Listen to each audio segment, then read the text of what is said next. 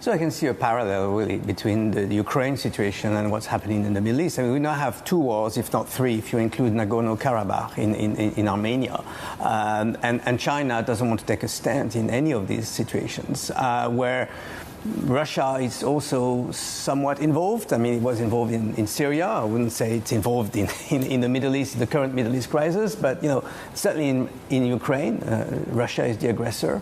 And China has refused to condemn this aggression and say that both parties need to talk, which is not at all what Europeans particularly have been expecting. So again, I mean, you've got this Belt and Road Forum in Beijing, the third, only 22 state leaders and versus, I think, 39 last time. 10 European heads of state and government were there in 2019. That shows also the different situation we're in with, as Martin said, Vladimir Putin as the guest of honor, pretty much, and others, not so significant leaders. I mean, last time you had the Prime Minister of Italy, for example. Of course, none of the G7 members did attend.